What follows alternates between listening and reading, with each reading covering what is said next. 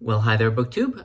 In my comeback video yesterday, I did mention that I may do a Friday Reads today, and so I'm here to do that, to give you a little bit of a reading update to supplement the personal update from yesterday.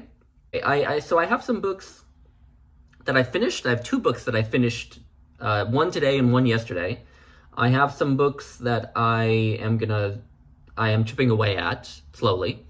I have one book that I'm definitely gonna start reading through. I actually started it already, but I will continue to read through.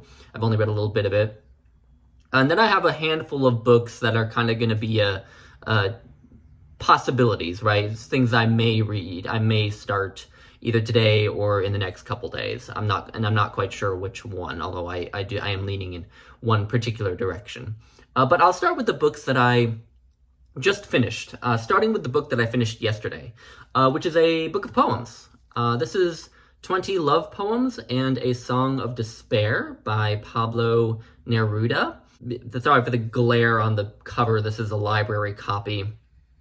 Two things that have really shifted in my reading life in the past couple years is, for one thing, I use the library a lot more, which is really sad since our current presidential administration seems bound and determined to destroy libraries, but I've been using the library a lot more the past couple of years. It's just very liberating to be able to just read kind of things on a whim without having to spend money on them, right? But another big change in my reading is that I am almost always, really not almost always, I am always now reading poems. Even if I'm not reading through a whole volume like this, I'm always reading poems, which I didn't necessarily do before a couple years ago. Before a couple years ago, I was a lover of poetry. I read poetry fairly frequently, but I wasn't always reading it. I wasn't always reading poems. You know, I wasn't always working through a volume of poems. I went for days and days without reading any poems, you know. But nowadays, and for the past couple years, I just can't get enough of poetry. I read it every day. I always have either a book of poems that I'm reading through or some volume of poetry that I'm sort of perusing, you know, and maybe not reading through all the way, but I'm perusing, right? So I'm always reading poems, and I'm not quite sure why that happened, why that love of poetry just, like, again, kicked into high gear, but I love it. I've gotten a lot out of it. So, to talk about the actual book. So 20 Love Poems and a Song of Despair by Pablo Neruda. It is a little incredible to me that it took me so long to get to reading any Pablo Neruda, because of course I've known about him for years and years, right? He's very famous. You don't need to be a super poetry nut to know about Pablo Neruda. And I kind of finally decided to give this a try on a bit of a whim. I was at the library, and one of the nice things about the library is you can just sort of pick something up on a whim without having to worry about spending any money on the book. And I decided to give this volume a try because I knew it would be, you know, a modest commitment. It's not like I'd be committing to reading through his 1,000-page complete poems, right? Because there's always a risk if you just start reading the complete poems of a poet who you don't know, because, like, it's 1,000 pages, and it's like, do you really want to commit yourself to 1,000 pages of a poet who you don't even know if you click with very well? So yeah, I decided to give this a try because it's slim, but also because I was previously familiar with one of the poems in this volume. And that poem was the 20th of the 20 love songs, with the title for which is Tonight I Can Write. The titles of the love poems in here are just the first part of the first line of each poem. But that poem I knew of because a line from it was the epigraph to the music video for Taylor Swift's All Too Well, the 10-minute version of All Too Well. And the epigraph is, loving is so short, forgetting so long, right? Which I always thought was beautiful, a beautiful quote. So I had read that poem, and I loved that poem. And that is the only poem from here that I copied down in its entirety. So another thing that's shifted in my reading, so I guess there are three things that have shifted in my reading. Another thing that's shifted in my reading is that something I do now that I didn't do for a long time is I have notes on my phone. I keep notepads on my phone with the Notes app where I copy down quotes from whatever book I'm reading that just really stuck out to me. You know, I'll create a new note for each book I read and just copy and paste quotes from the book into that document as I read through. And then sometimes I do actually copy them down by hand into a notebook, which I don't have with me right now. But so the only poem in here that I copied down in its entirety like that is the 20th poem. And from a lot of the other poems, I took little fragments, right, or chunks. But none of the others of them struck me enough to want to copy down the entire poem. I will say that I didn't love this cover to cover as much as I expected. Based on that one poem I had read, I was expecting to just adore this entire thing. But I didn't. There were poems, there weren't any poems that I did not like. There were no poems that I disliked. But I just found that they did not all hit as hard as that 20th one, right? So I didn't love it quite as much as I expected. I think with Pablo Neruda, what I'll do next maybe is get his complete poems at the library and just peruse some of his other work. And if by sampling I find that I still am really into him, then maybe I'll try to give his complete poems a read. Another thing that's changed in my reading in the past few years is that I actually do now read through the complete poems of poets sometimes. I used to never do that. I used to always just be someone who kind of perused the complete poems, you know, read famous poems, read poems with certain lines stuck out, with the title stuck out, right? But I never just started at the beginning of a complete poems and went through. Now I do that. Now I do that. I only do it with a very select number of poets, right? I won't do it with just anyone, right? And so that's why I need to do some prep work to see whether there's someone who, for me, is worth the commitment that reading through a complete poems is. Because reading through a complete poems of a poet takes, for me, months and months, right? I can't just plow through a book like that, of poems like that. I didn't love this quite as much as I expected, but I did like it. And I thought that I would read just a bit, not from poem 20, which I've sung the praises of, but I thought I would read the opening of poem number 14, which is called Every Day You Play. And this might be my second favorite poem in the collection, and part of why I love it is these opening stanzas. So I'll read a little bit from them. Every day you play with the light of the universe. Subtle visitor, you arrive in the flower and the water. You are more than this white head that I hold tightly as a cluster of fruit every day between my hands. You are like nobody since I love you. Let me spread you out among yellow garlands. Who writes your name in letters of smoke among the stars of the south? Oh, let me remember you as you were before you existed. So, yeah, I thought that was lovely. So, anyway, there's that. 20 love poems. Sorry, 21 love poems. That's poem by Adrian Rich, right? The next book I finished just this morning. This book was really interesting. So this is Confessions of a Mask by Yukio Mishima. And this is translated by Meredith Weatherby. I should also say that the copy of 20 Love Poems was translated by W.S. Merwin.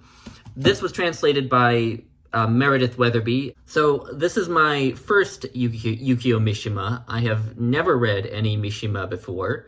My only previous experience really with Mishima was in the film Mishima, A Life in Four Chapters, directed by Paul Schrader. That film is a piece of work. It is different. It is strange. It has moments of real beauty. I didn't quite know what to make of it. But it certainly made Yukio Mishima seem like a piece of work himself, a fascinating man. And one thing in that film, one aspect of it is that there are kind of scenes adapted from Yukio Mishima's fiction. And so anyway, the film did really get me more interested in Yukio Mishima's work and in him as a person. Again, he was kind of a piece of work in not all the best ways. But anyway, Confessions of a Mask actually is not one of the works of Mishima that is featured in the film, but it was the work of his that most interested me. So that's why I decided to start with it. So this was published, and it's crazy to me that it was published in 1949.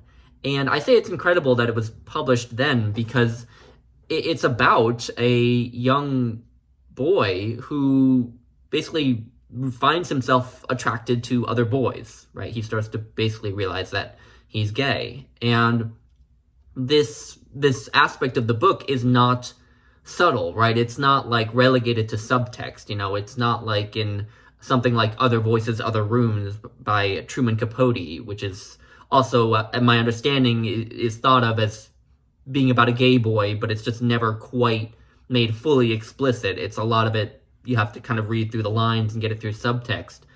In Confessions of a Mask, the boy's attraction to other boys is very explicit, very, very explicit. He describes him masturbating while thinking about other boys, right? So that's why I say it's incredible that it was actually published in 1949.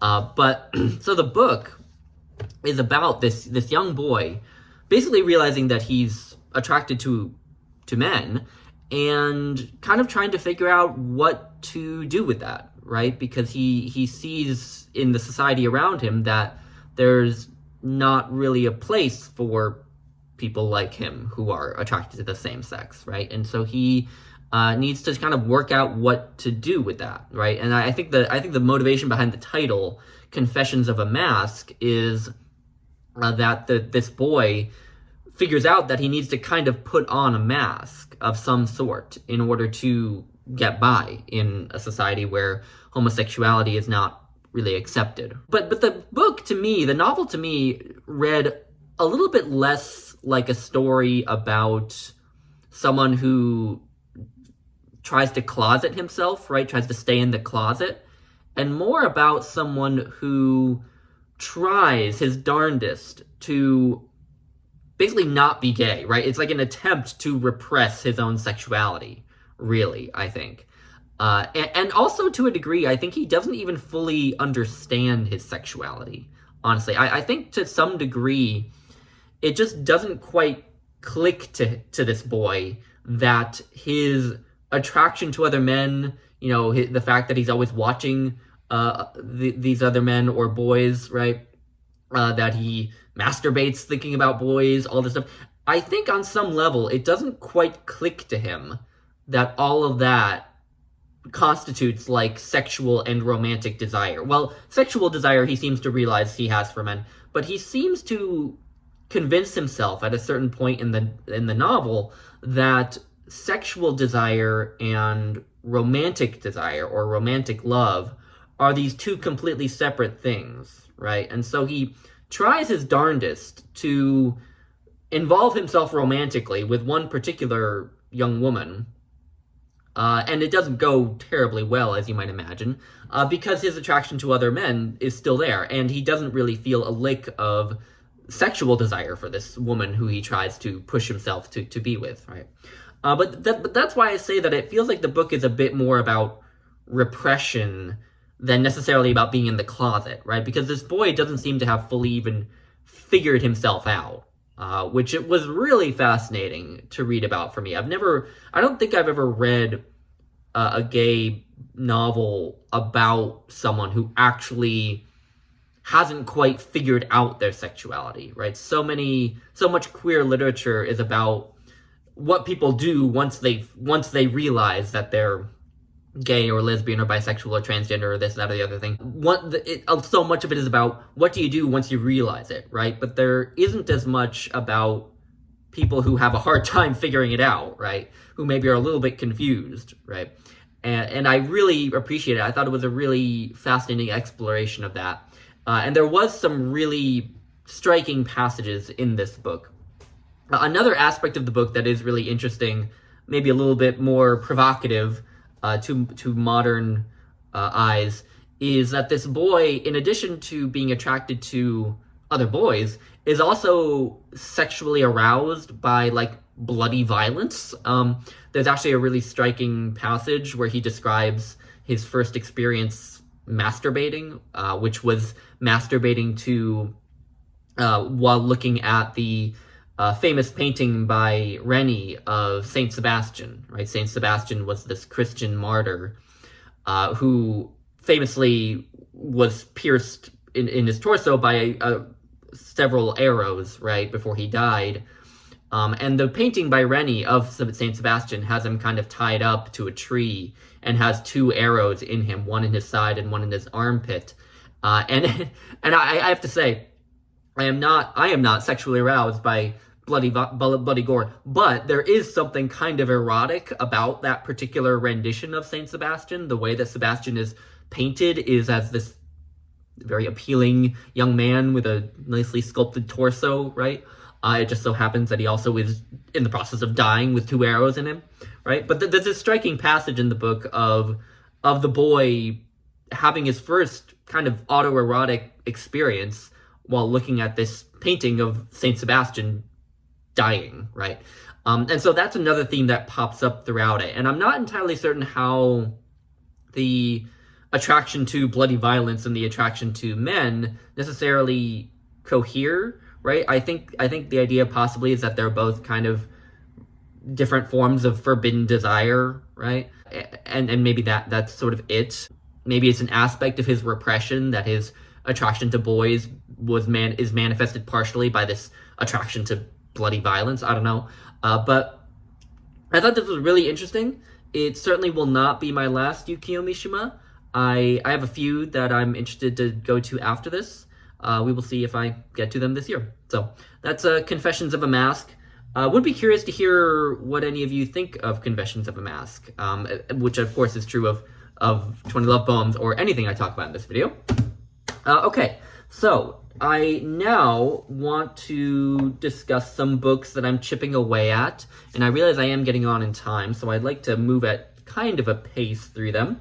All right, so one book that I am chipping away at very slowly, I've been working on it now for a couple months, is this beast. This is Christianity, the First 3,000 Years by Diarmaid MacCulloch. So this is exactly what the title says. It's a history of Christianity, right? And it says Christianity, the first 3,000 years, because it begins kind of in ancient Greece and with the ancient Israelites, right? And Diarmaid MacCulloch tracks those 2 threads, the ancient Greeks and the ancient Israelites, as kind of the 2 cultural threads that then manifested as Christianity, which then, of course, went on to be very influenced by Roman culture and so on. But I'm not even 200 pages into it. I am still at the point in history where Christians are being persecuted in the Roman Empire, right? We're kind of in the 200s, 300s AD, or CE, if you want. And so we're still at that point, right? Christ was crucified a couple hundred years ago, and the Christians are now kind of trying to establish their community. And so I'm chipping away at this, reading it very slowly. If I keep doing Friday Reads, I'm not sure I will talk about this on every Friday Reads, because again, I am reading through this very, very, very slowly, because it is so gigantic. It's just over 1,000 pages long. It is magnificent so far, I will say. It is beautiful. It's beautifully written. I'm learning so much. So there's that. I also, as per what I said about reading through complete poems of poets, I am currently chipping away at the collected poems of Sylvia Plath. And so I have been a long time fan of Sylvia Plath. I have loved her since college. Really, she was one of my first loves in terms of poetry. In college, I listened to actually a lot of recordings of her reading her own poems, which is a great way to get into her work, I think, because she's a brilliant reader of her own poems, I think. But I had never actually read through her collected poems, right? I had read Ariel, that collection, obviously her most famous, and then I listened to or read just an assortment of her other poems here and there. And, some of her poems I love so much I have memorized, right? Or used to have memorized, right? But I've never read through her complete poems, right? And so I am finally doing that now. And so I'm about a third of the way through.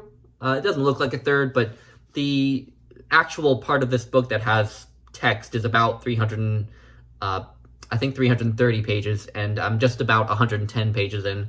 That's about a third. I feel like so far I haven't quite arrived at the stage in Plath's career where she really hit her stride.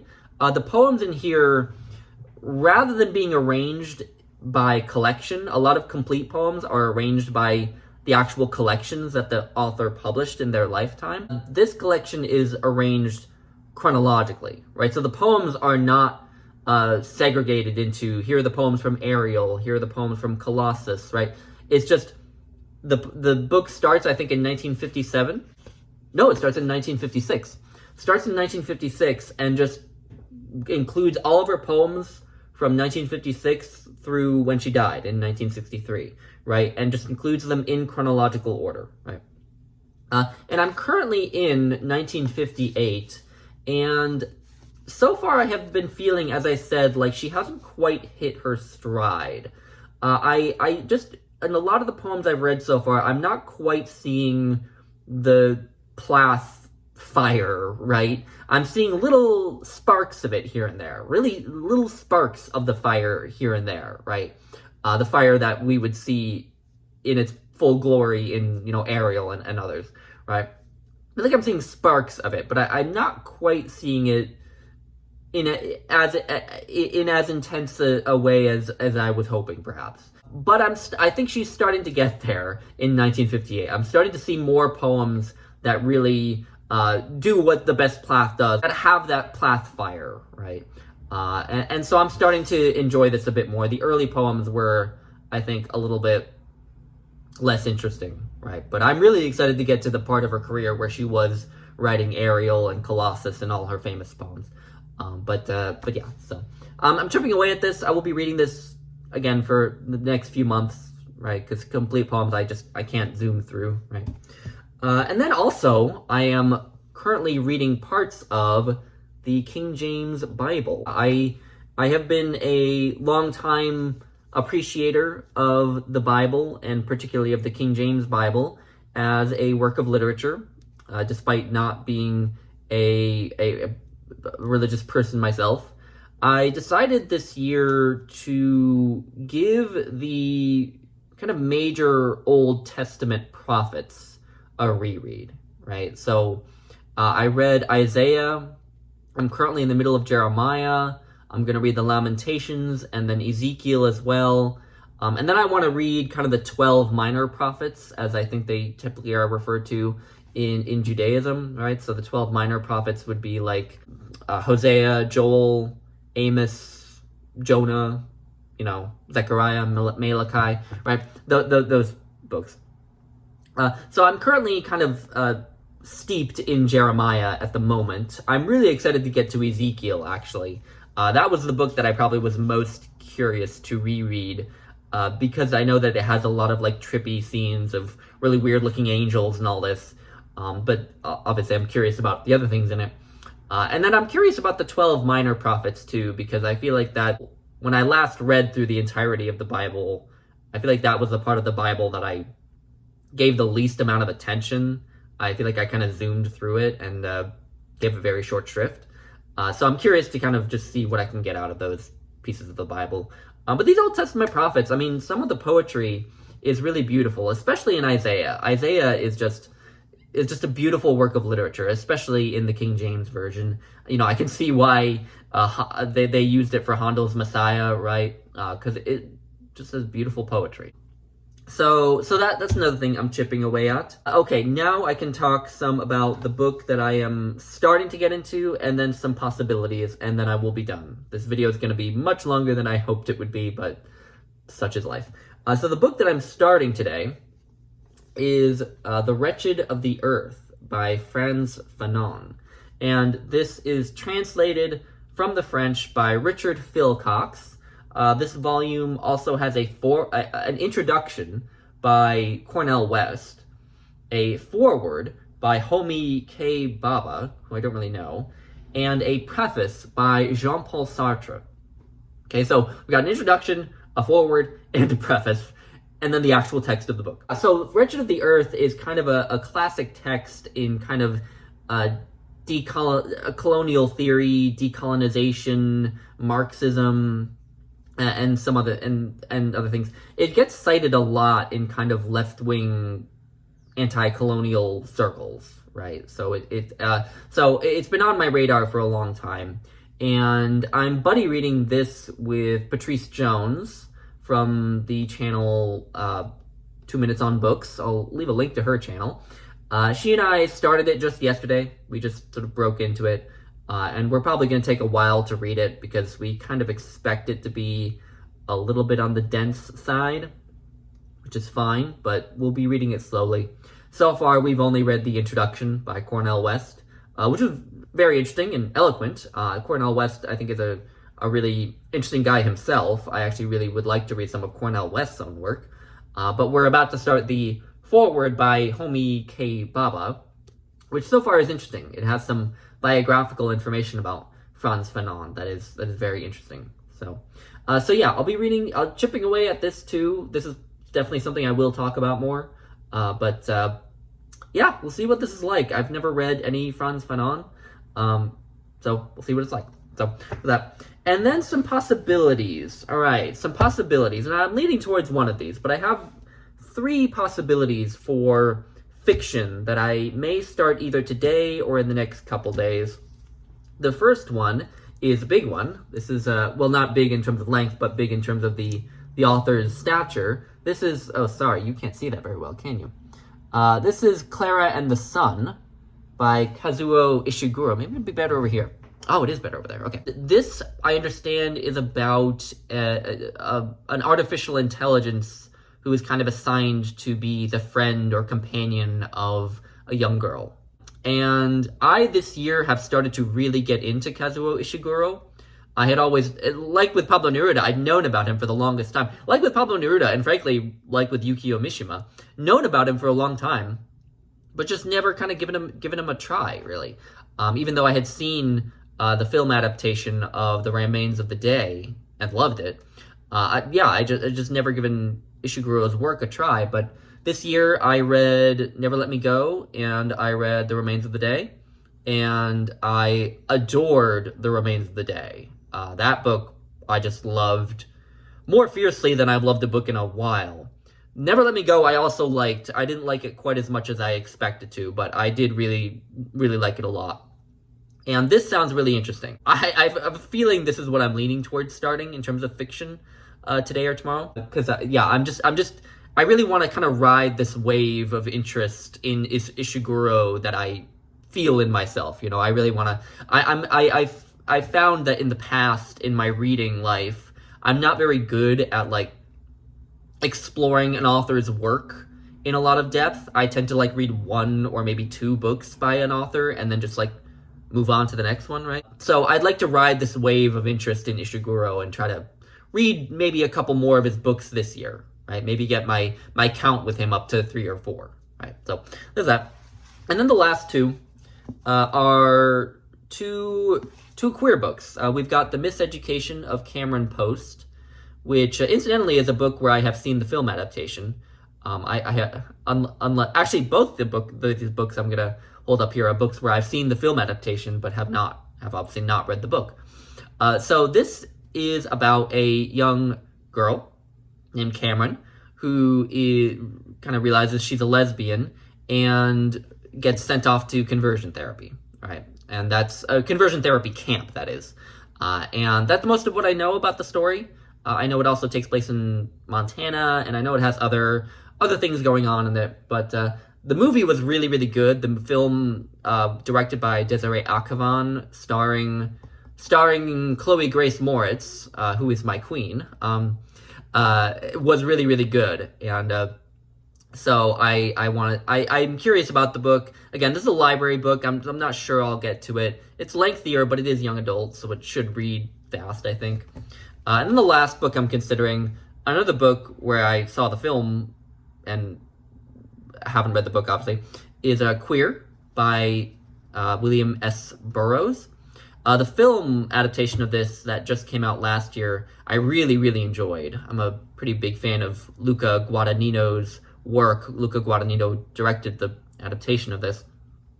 This is about an American man living in Mexico City in the, I believe, 1950s, but possibly also the 1960s, but somewhere in that range, before the sort of gay liberation movement had taken root. He's a gay man, a gay American man living in Mexico City, and he starts a relationship with a younger American man who he sees there, right? And that's kind of where the story goes. So yeah, these are my possibilities. We'll see. Like, again, it's always a crapshoot kind of with me. Will I get to reading all 3 of these, or just one, or what? I don't know, but there's that. This video has gone on quite long enough, I think. I'd love to hear what you all think of the things I've discussed reading here. Let me know what you are reading, and hopefully I will see you next week. So, bye.